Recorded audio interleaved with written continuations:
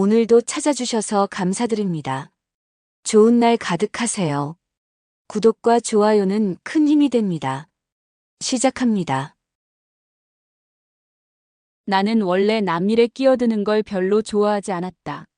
성격도 묻어냈고 눈치껏 살 줄만 알았으면 세상사 별 탈 없이 흘러가는 거라 믿었다. 그런데 이상하게도 그날부터 일이 꼬이기 시작했다. 오후 3시쯤 사무실 문을 두드린 여자가 있었다. 차림새는 평범했지만 눈빛은 어딘지 모르게 싸늘했다. 누가 봐도 무당이나 점쟁이보단 간호사나 마트 계산대 직원 같은 인상이었는데 입을 여는 순간 공기가 바뀌었다. 자기 동생이 꿈에 시달린다는 말부터 꺼냈고 그 꿈에 나타나는 하얀 짐승 이야기를 했다. 그 짐승이 동생에게 씨앗을 물어다 준다는 건데 이상하게도 그 이야기를 듣는 순간 등줄기 아래로 서늘한 기운이 스치고 지나갔다. 뭔가 내 안에 오래된 기억 하나가 불쑥 고개를 들이민 기분이었다. 나는 별 생각 없이 주소를 받아 적고 다음 날 아침 바로 출발했다. 산동네. 서울 외곽, 지하철 종점 근처에 위치한 낡은 아파트 단지. 엘리베이터도 없고 계단마다 김치 국물 자국이 마른 채 얼룩져 있었다. 그 남자, 즉 그녀의 동생은 의외로 정상이었다.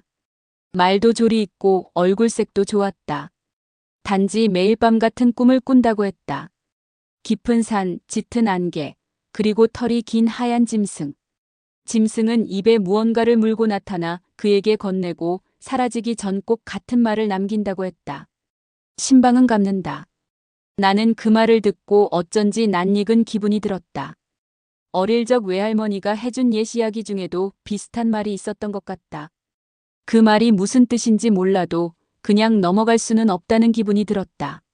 남자는 자기가 꿈에서 본 산의 위치를 대충 가늠할 수 있다며 같이 가보자고 했다. 나는 그다지 믿지 않았지만 어차피 의뢰받은 일이라 생각하고 따라 나섰다. 그 산은 놀랍게도 내가 어릴 적 외갓집 근처에서 소풍 갔던 산과 너무도 닮아 있었다. 지도엔 아무 이름도 없었지만 발길은 너무나 익숙하게 움직였고 내 안에 오래된 기억이 무언가를 잡고 끌어당기는 느낌이었다. 산은 깊었고 안개는 낮은 곳부터 피어오르고 있었다. 남자는 뭔가에 홀린 듯이 앞서 걸었고 나는 무언가 잘못되면 안 된다는 마음으로 뒤를 따랐다. 중턱쯤 오르자 커다란 돌무더기 하나가 보였다. 자연적으로 쌓인 것 같지 않은 누가 일부러 덮어놓은 듯한 구조였다.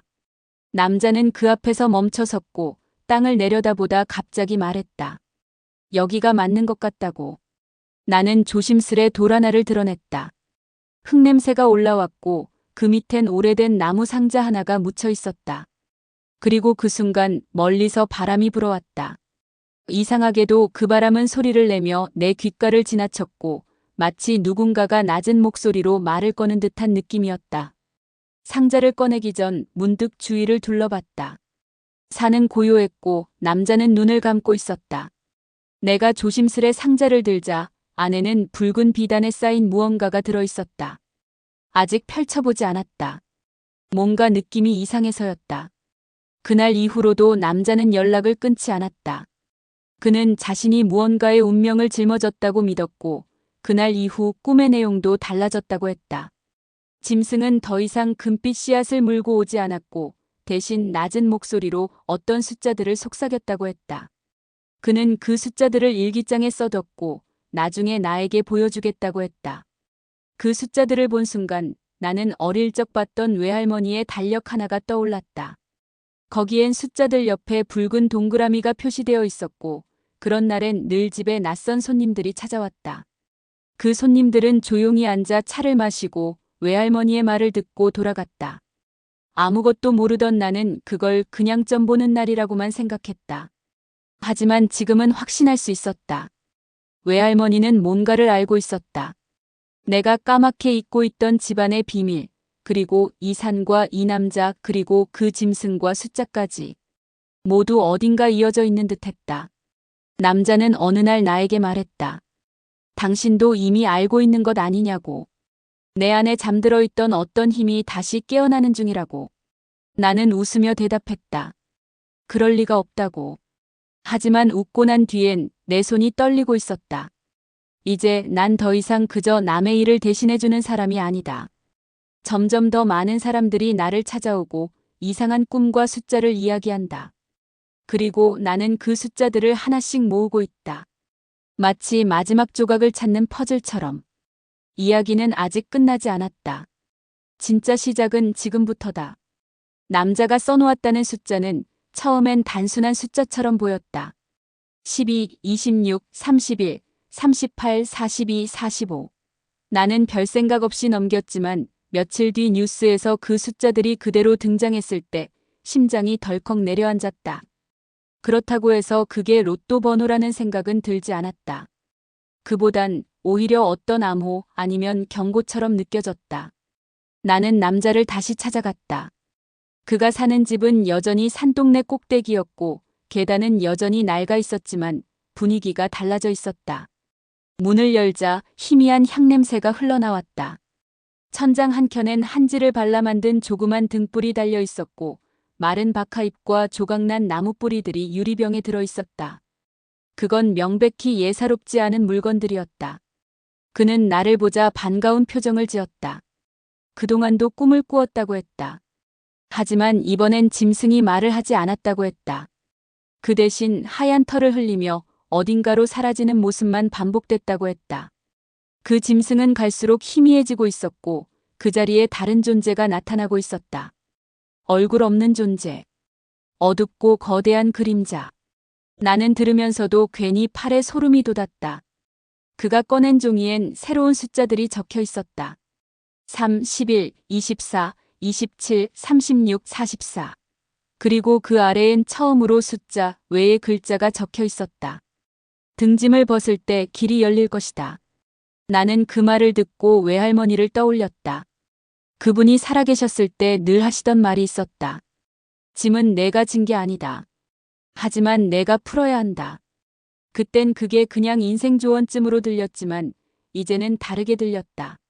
어쩌면 우리 집안엔 오래전부터 내려오는 무언가가 있었던 거고 나는 그 끈의 마지막 고리였던 것 같다. 남자에게 이 말을 하자 그는 그 말을 알았다는 듯 고개를 끄덕였다. 그도 그런 말을 들은 적이 있다고 했다. 짐은 물려받고 복은 갚는다. 나는 다시 묻지 않았다. 대신 외할머니가 남긴 물건을 꺼냈다. 서울 변두리 외진 창고, 먼지가 수북한 박스 하나 속에 외할머니의 물건들이 있었다. 오래된 손거울, 낡은 부적이 끼워진 나무 비녀, 그리고 이상한 상자 하나. 그 상자는 자물쇠로 잠겨 있었고 열쇠는 없었다. 나는 조심스레 열쇠 구멍에 클립을 비틀어 넣었고 덜컥하는 소리와 함께 뚜껑이 열렸다. 그 안엔 색바랜 종이 한 장이 접혀 있었고 그 위엔 이렇게 쓰여 있었다. 짐승이 사라지면 복은 움직인다. 그리고 그 아래에 외할머니의 필체로 또박또박 써 있었다. 마지막 퍼즐은 기억 속에 있다. 나는 손을 멈추고 한참을 멍하니 있었다. 기억 속? 그게 무슨 뜻이지? 무슨 기억? 그 순간 하나의 장면이 떠올랐다. 초등학교 겨울방학 외할머니가 내 손을 잡고 산길을 오르던 날. 그땐 그냥 산행이라 생각했지만 그날따라 외할머니가 내 눈을 가렸고 어느 순간 손등에 따뜻한 무언가가 닿았다. 그녀는 말했다. 이건 내 것이 아니고 내 것이 될 거야. 나는 그 말이 이해되지 않았다. 그저 눈을 감은 채 누군가의 숨결을 느꼈다. 그리고 그날 밤 내 꿈속에 이상한 동물이 나타났다. 지금 생각해보면 그게 처음이었을지도 모른다. 내게도 그 하얀 짐승이 왔던 순간. 단지 나는 그걸 잊고 있었을 뿐이었다. 그 기억이 되살아나자 퍼즐 조각이 하나씩 맞춰지기 시작했다. 외할머니, 그 산, 하얀 짐승, 숫자, 그리고 이 남자. 그들은 모두 연결되어 있었다. 하지만 이유는 여전히 알 수 없었다. 나는 이제 외할머니가 남긴 단서를 따라 다시 그 산으로 향할 생각이었다. 그곳에 분명히 무언가가 있을 것 같았다. 어쩌면 마지막 퍼즐 아니면 진짜 복의 무늬. 하지만 길은 똑같지 않았다. 산은 전보다 더 깊어졌고 안개는 짙어졌으며 마치 다른 세계에 발을 들이는 듯한 느낌이었다. 나는 뒤를 돌아봤다. 남자는 따라오지 않았다. 그는 산 아래서 말했다. 이제 당신 차례라고. 나는 말없이 고개를 끄덕이고 안개 속으로 발을 디뎠다. 그 순간 내 발밑에서 무언가 울렸다. 땅이 아니라 심장이. 이건 단순한 퍼즐이 아니었다. 오래된 약속이었다. 그리고 나는 그 약속을 이행하러 가는 중이었다. 안개는 무릎 아래에서부터 차올랐다. 그건 단순히 시야를 가리는 수준이 아니었다. 냄새도 있었다. 젖은 낙엽, 묵은 흙, 그리고 아주 옅은 향. 외할머니의 장롱에서 나던 냄새였다. 나는 왼쪽 귀를 가볍게 두드렸다. 이명처럼 작은 울림이 들렸고 내 숨소리가 점점 멀어졌다. 기이하게도 발은 무겁지 않았고 오히려 공중에 떠 있는 듯한 감각. 산이 나를 밀어내는 게 아니라 끌어당기고 있었다. 그 안에서 시간이 흐르고 있는 건지 멈춰 있는 건지 알 수 없었다. 핸드폰 시계는 정지돼 있었고 배터리는 갑자기 3%까지 떨어져 있었다. 산속은 조용했다. 이상하리만치 조용했다. 새소리도 나뭇잎 부딪는 소리도 없었다. 나는 중심을 잡으며 더 안쪽으로 걸었다. 그리고 갑자기 눈앞에 돌담이 나타났다. 마치 옛날 민속촌에서나 볼 법한 정갈하게 쌓아 올린 낮은 돌담. 그 담 안엔 초가지붕 같은 집이 있었다. 연기 한 줄기조차 올라오지 않았지만 창호지가 붙은 문은 꼭 닫혀 있었다. 나는 숨을 골랐다. 분명 이건 내가 알던 산이 아니었다. 혹은 이 산이 원래 품고 있던 다른 얼굴이었을지도. 문 앞에 다다르자 발끝이 멈췄다. 문이 열리진 않았지만 안에서 인기척이 느껴졌다. 2번 노크했다. 아무 대답도 없었다. 3번째 두드렸을 때 문이 끼익 소리를 내며 천천히 열렸다. 안은 캄캄했다. 그저 달빛 같은 희미한 밝기만 있었다. 그리고 그 안에서 누군가 앉아 있었다. 등만 보이는 노인의 형체. 나는 발을 디뎠고 마룻바닥이 기이하게 울컥였다. 그 노인은 아무 말도 하지 않았고 고개도 돌리지 않았다. 대신 책상 위에 놓인 무언가를 가리켰다. 그건 오래된 나무 상자였다. 뚜껑은 열려 있었고 안엔 나무 조각이 몇 개 들어 있었다. 나는 그걸 꺼내 들었다. 손바닥만 한 조각들엔 낯익은 문양이 새겨져 있었다. 외할머니가 쓰던 도장, 그리고 내가 어릴 적 갖고 놀던 나무 인형의 얼굴. 조각 하나를 집어 뒤집자 그 아래에 숫자와 글자가 새겨져 있었다. 27, 31, 38 세 번째 밤엔 문을 닫아야 한다. 그 순간 노인이 고개를 돌렸다. 하지만 얼굴은 없었다. 그저 새하얗게 번진 백지처럼 비어 있었다. 입도 코도 눈도 없이 그저 빈 형체만 존재했다. 나는 숨이 막히는 듯한 공포를 느꼈다. 도망치려 했지만 몸이 움직이지 않았다. 그때 그 형체가 입이 없는 얼굴로 말을 걸었다. 너는 알고 있잖니. 기억은 이미 내 안에 있다. 순간 눈앞이 번쩍했다.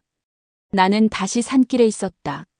정신이 아찔했고 무릎은 흙에 묻혀 있었다.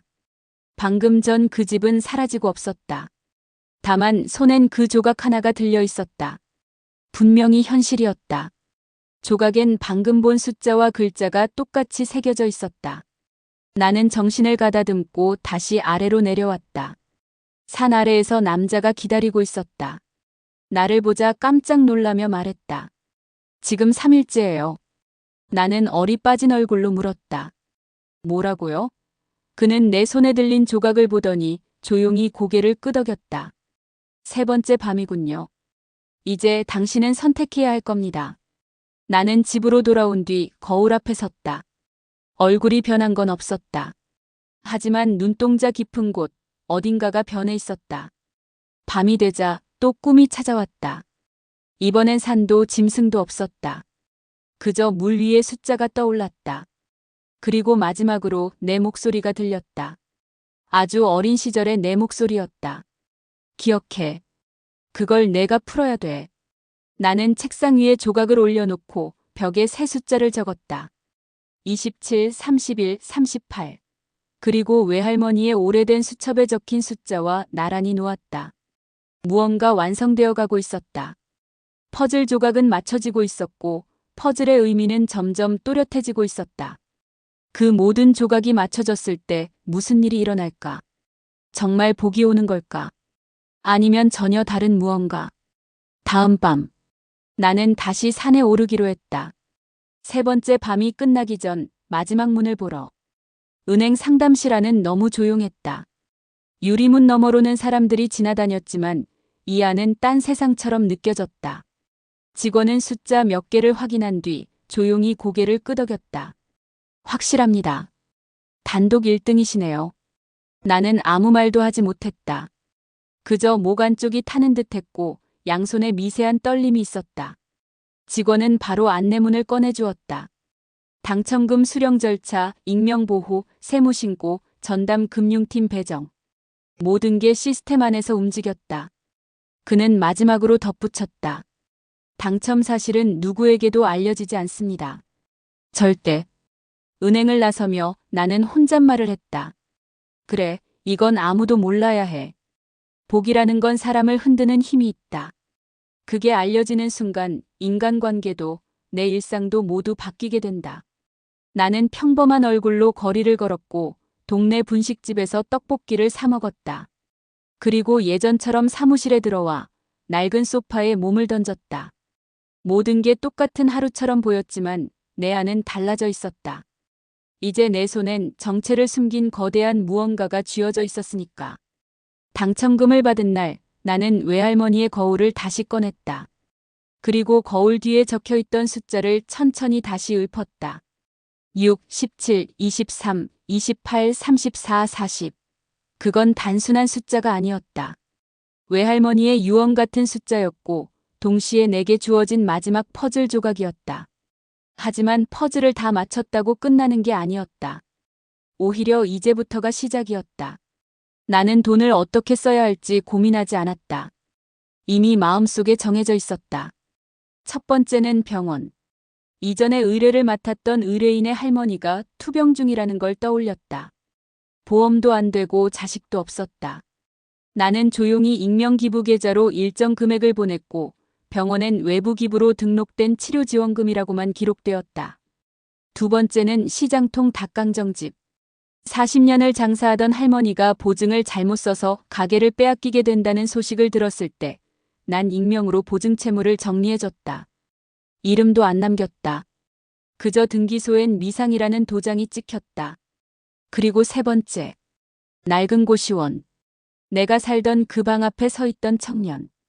밤마다 컵라면 냄새가 나고 새벽마다 어깨를 움츠리고 나가던 그 청년의 방세를 1년치 선납하고 편지를 하나 끼워 넣었다. 당신을 안 적도 없고 만난 적도 없지만 누군가는 알고 있습니다. 잘 살아주십시오. 그런 일을 하고 돌아오는 길 나는 가끔 웃게 됐다. 어쩌면 이게 진짜 복일지도 모르겠다고. 세상이 내게 준 것이 아니라 외할머니가 미리 준비해둔 복이라는 생각. 나는 그 복을 단순히 쓰는 게 아니라 흐르게 만드는 도관이 된 셈이었다. 이상하게도 쓸수록 마음이 편해졌고 줄수록 몸이 가벼워졌다. 처음엔 두렵기도 했지만 점점 익숙해졌다. 어쩌면 외할머니가 바라던 것도 이거였을 거다. 받은 복은 갚아야 하니까. 그게 복을 흘린다는 의미였으니까. 그리고 어느 날 오래된 무당촌에서 만났던 그 여자가 문득 생각났다. 그녀가 말했던 복은 내가 멈추면 다른 입을 찾아간다. 는 말. 나는 그걸 점점 더 실감하게 됐다. 어느 순간부터 꿈이 바뀌기 시작했다. 산은 더 이상 안 나왔고 짐승도 사라졌고 하얀 안개도 걷혔다.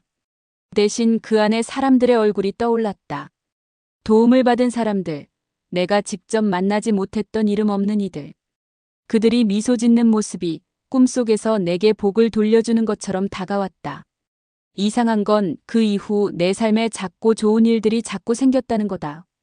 잊고 있던 예금이 이자까지 붙어 되살아나고 갑작스레 들어온 사무실 임대 연장이 큰 돈 없이 성사되었고 아픈 무릎도 서서히 나아졌다. 작은 복들이 조용히 나도 모르게 내 일상에 흘러들었다. 마치 내가 준 만큼 아주 조용히 돌아오는 순환처럼. 그리고 오늘 오래된 서랍장을 정리하다가 외할머니의 마지막 메모를 발견했다. 복은 내 것이 아니야. 다만 너를 지나가는 거야. 흐름을 막지 말고 기억을 놓치지 마라. 그 순간 나는 모든 걸 이해하게 됐다. 나는 복을 받은 게 아니라 복의 길목에 섰던 사람이었을 뿐이었다. 그래서 오늘도 나는 평범한 하루처럼 사무실 문을 연다. 여전히 이상한 의뢰들이 오고 가끔은 얼토당토하는 일로 새벽까지 끌리기도 한다. 하지만 나는 알고 있다. 어딘가에 또다시 흐를 복이 생겼다면 그건 나를 지나갈 거라는 걸. 그리고 그 복은 절대 티나지 않아야 진짜라는 걸. 복이란 건 알려지면 줄어들고 흘러야 커진다는 걸 이제는 분명히 믿는다. 사연자의 인생을 응원한다면 구독과 좋아요로 힘을 주세요.